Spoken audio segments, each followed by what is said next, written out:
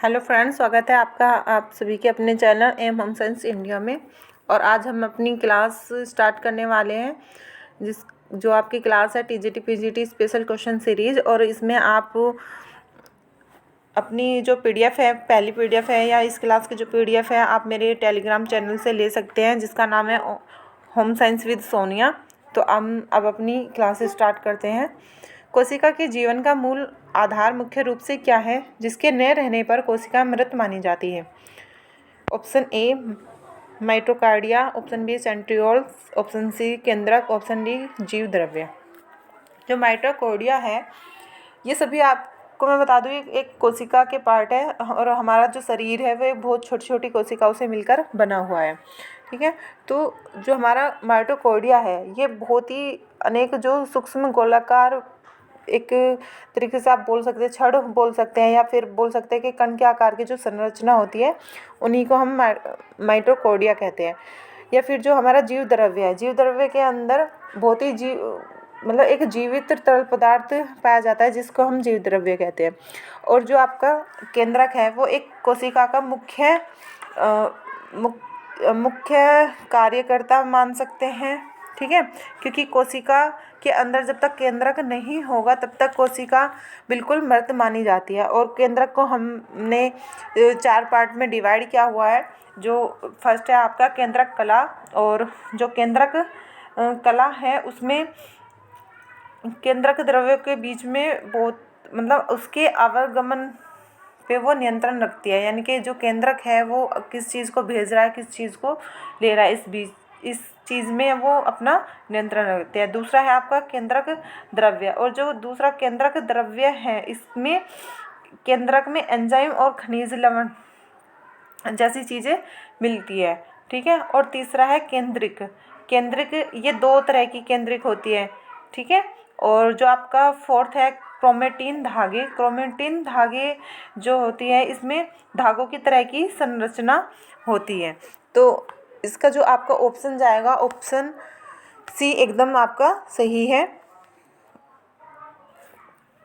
Next है आपका गोवलेट कोशिकाएं क्या है? गोवलेट कोशिकाएं इसमें पूछी है कि कोशिकाएं कई प्रकार की कोशिकाएं होती है, सभी का अपना अलग अलग कार्य होता है।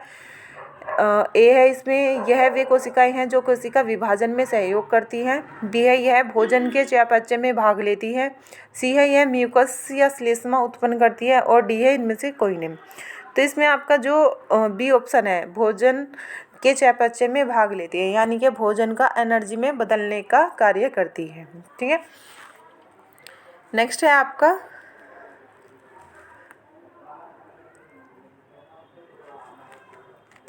मानव के मस्तिष्क की अस्थियां परस्पर किस प्रकार की संधि से जुड़ी रहती हैं? चल संधि से, अपूर्ण संधि से, अचल संधि से या कब्जा संधि से?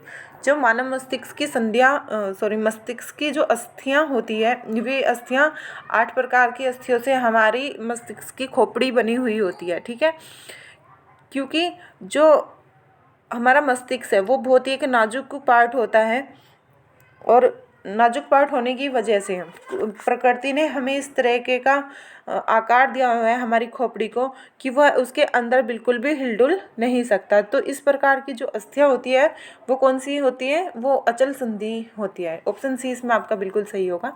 नेक्स्ट क्वेश्चन है आपका अंडाणु का विकास होता है। ये पूछा है कि किस अवस्था में जो बालक है वो बिल्कुल परिपूर्ण होता है, अंडाणुओं का विकास होता है? ऑप्शन ए शिशुअवस्था, बी किशोरावस्था, सी वय संधि अवस्था, और डी बाल्यावस्था।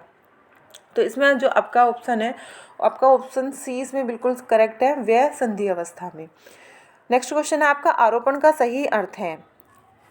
इसमें आपको बताना है कि जो आरोपण की जो क्रिया होती है किस स्टेज को आप आरोपण कह सकते हैं? शुक्राणु का गर्भाशय में आरोपित होना, शुक्राणु का अंडवाहिनी नलिका में आरोपित होना, निषेचित अंडाणु का गर्भाशय में आरोपित होना, या ऑप्शन डी लास्ट है आपका अंडाणु का अंडवाहिनी नलिका में आरोपित होना। तो इसमें जो आपका ऑप्शन है ऑप्शन सी एकदम राइट है, निषेचित अंडाणु का गर्भाशय में आरोपित होना। नेक्स्ट है आपका कौन सा हार्मोन हृदय की धड़कन एवं रक्त के बहाव की दर को बढ़ाता है? एंड्रिलेलिन, कार्टिसोन, नोर एंड्रिलिन या ये सभी? तो हृदय की जो धड़कन होती है वो किस हार्मोन्स के द्वारा बढ़ जाती है। तो इसमें जो ये 3 हार्मोन्स हैं, तीनों के द्वारा ही आप ये कार्य होता है, हृदय की धड़कन बढ़ जाती है और रक्त का बहाव भी बढ़ जाता है। तो इसमें ऑप्शन डी आपका बिल्कुल सही होगा।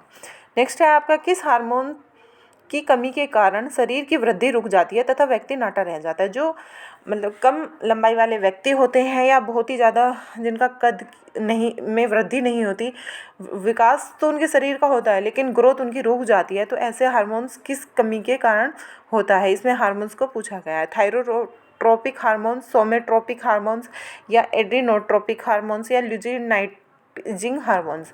तो इसमें जो आपका ऑप्शन बी है ये एकदम राइट है। सोमेट्रोपिक हार्मोन्स के द्वारा व्यक्ति की लंबाई रुक जाती है। नेक्स्ट है आपका, प्रसार कार्य एक योजना है। ये किस प्रकार की योजना है? एक लोकहितकारी है, समाज हितकारी है, भावनात्मक है या जनहितकारी है। जो प्रसार कार्य है यह एक मतलब प्रत्येक व्यक्ति जन जन के लिए किया जाने वाला एक कार्य है, तो ये जिन हितकारी कार्य है। इसमें ऑप्शन बी आपका बिल्कुल सही होगा। नेक्स्ट है आपका,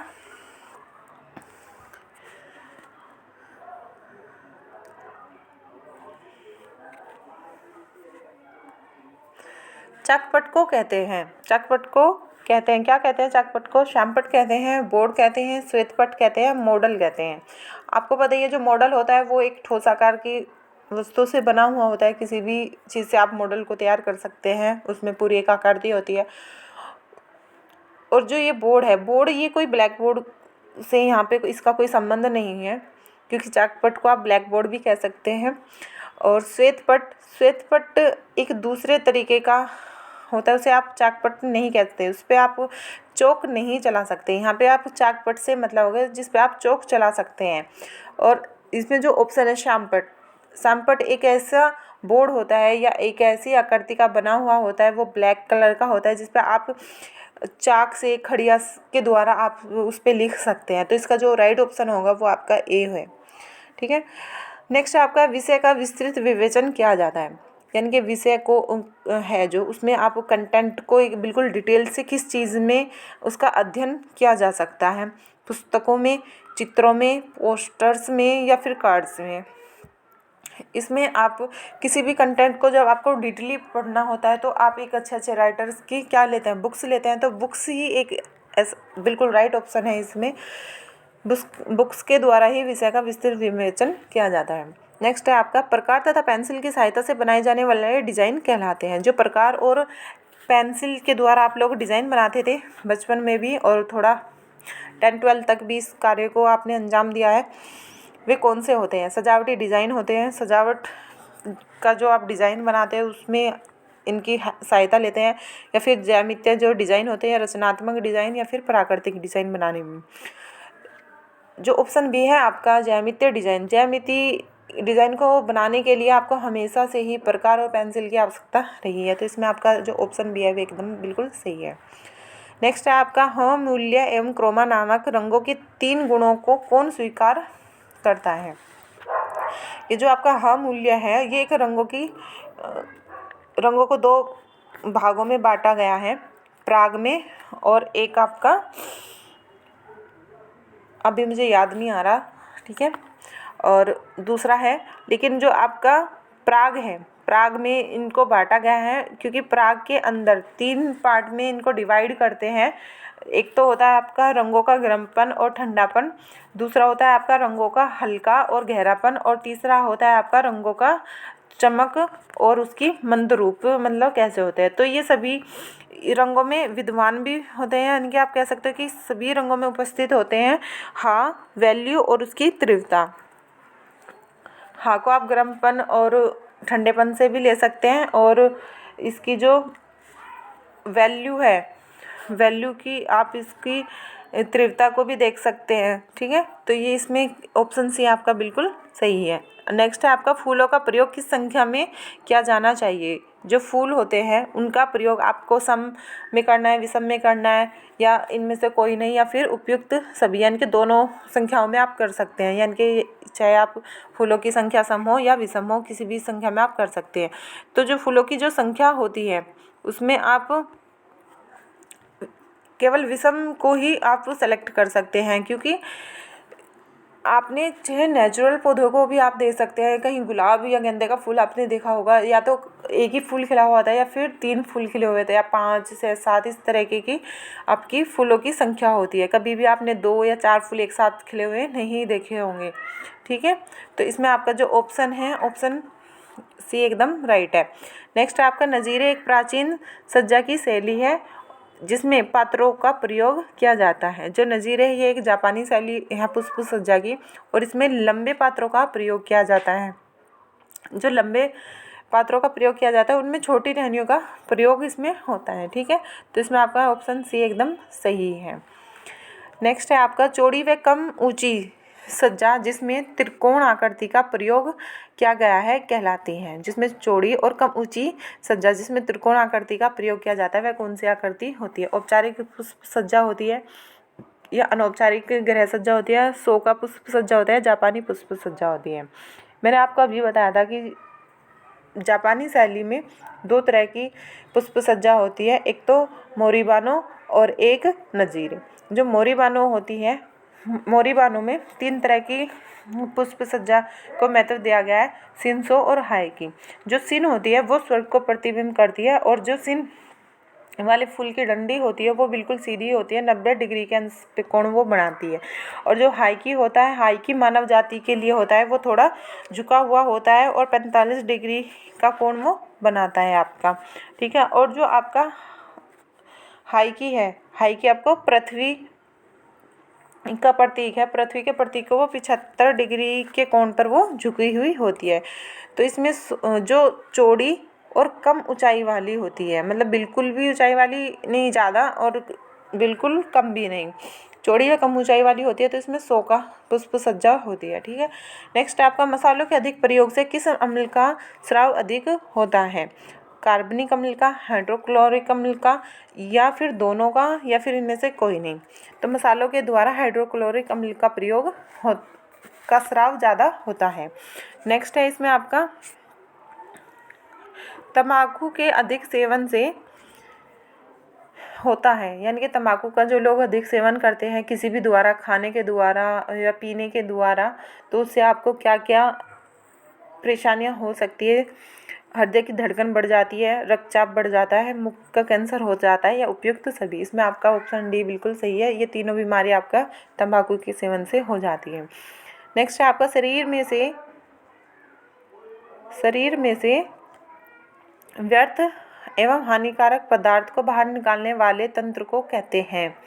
यानी कि जो जब हम खाना खाते हैं तो खाना खाने के बाद क्या होता है कि जो पोषक तत्व होते हैं वो तो हमारा शरीर ग्रहण कर लेता है, लेकिन जो वेस्ट मटेरियल होता है उसको हम जब बाहर निकालते हैं मल के द्वारा या पसीने के द्वारा या किसी भी का, तो उसको हम क्या कहते हैं? उसे हम क्या कहते हैं? उत्सर्जन तंत्र हम उसे कहते हैं। ऑप्शन सी इसमें आपका बिल्कुल राइट है। नेक्स्ट है आपका निम्न में से किस वस्तु का उत्सर्जन स्वस्थ व्यक्ति के मूत्र में नहीं होता? यानी कि जब एक स्वस्थ व्यक्ति होता है तो उसके पेशाब में या टॉयलेट में क्या ऐसा तत्व है, क्या एक पौष्टिक तत्व है जो उसके शरीर से बाहर नहीं निकलता? यूरिया, यूरिक एसिड, नमक, या फिर ग्लूकोज?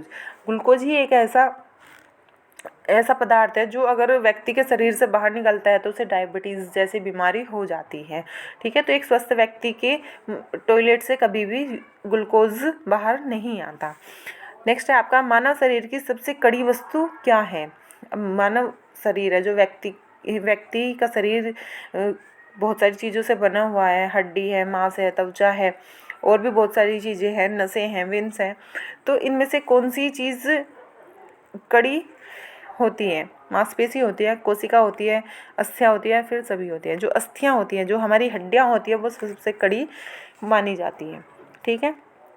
नेक्स्ट है इसमें आपका तुंद क्या है? यानी कि तुंद क्या है? तुंद यह एक प्रकार की संधि है, यह एक प्रकार की मांसपेशी है, पेशी का मध्य भाग है, यह पेशी का मूल स्थान है।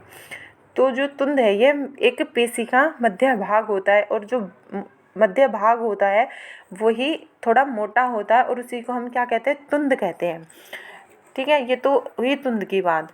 ऑप्शन इसमें सी आपका बिल्कुल राइट है। लेकिन जो ये पेशी होती है ये भी 3 तरह की होती है। ऐच्छिक पेशी, अनैच्छिक पेशी और हृदय पेशी।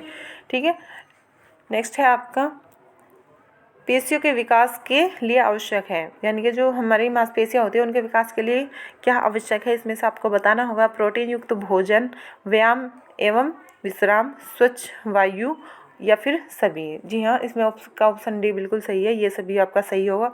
नेक्स्ट आपका एंजाइम क्या है? यह एक रासायनिक पदार्थ है। यह किसी पदार्थ तथा उचित वातावरण में ही क्रिया करता है। यह स्वयं परिवर्तित हुए बिना अन्य पदार्थों की रासायनिक क्रिया को प्रभावित करता है या फिर उपयुक्त सभी। जो एंजाइम है, ये एंजाइम के सारे ही कार्य है, तो इसमें आपका डी ऑप्शन बिल्कुल सही होगा। नेक्स्ट है आपका निम्न में से प्रसार कार्यकर्ता की भूमिका नहीं होती, यानी कि जो प्रसार कार्यकर्ता है वो किस भूमिका में उपस्थित नहीं हो सकता या किस भूमिका को नहीं निभा सकता। तो इसमें आपको ऑप्शन दिए गए हैं नेता की, शिक्षक की, प्रशिक्षक की या फिर चिकित्सक की। तो जो प्रसार कार्यकर्ता होता है वो एक शिक्षक के रूप में भी कार्य करता है और एक प्रशिक्षक के कार्य में भी रूप में भी कार्य करता है। वह एक शिक्षक होने के द्वारा वो आपको चीज़ों को बताएगा, पढ़ाएगा और उन्हें अच्छे से कार्य करने के तरीके को समझाएगा, और एक प्रशिक्षक के रूप में आपके द्वारा चीज़ों को ग्रहण भी करेगा, और एक चिकित्सक के द्वारा वो आपकी हेल्प भी करेगा कि किस तरीके के व्यक्ति को किस तरीके की बीमारियों से आपको दवाइयाँ लेनी है या किस तरीके के डॉक्टर से आपको सलाह लेनी है। लेकिन कभी भी एक नेता के रूप में वह कार्य नहीं करेगा, क्योंकि जो नेता होता है, नेता के पीछे लोग सब चलते हैं, चाहे वो नेता कार्य को गलत ही क्यों ना कर रहा हो। तो इसमें आपका ऑप्शन ए बिल्कुल सही होगा। नेक्स्ट है आपका गृह सज्जा से तात्पर्य है। अब गृह सज्जा से तात्पर्य है कि कम खर्च होना चाहिए, बिल्कुल भी वेस्ट नहीं होना चाहिए पैसे का। बस ऐसा ही ऑप्शन आपको इसमें देखना है, और ये आपका है होमवर्क, और हिंट मैंने आपको दे दिया है। तो मिलते हैं अपनी नेक्स्ट क्लास में, तब तक के लिए जय हिंद, जय भारत।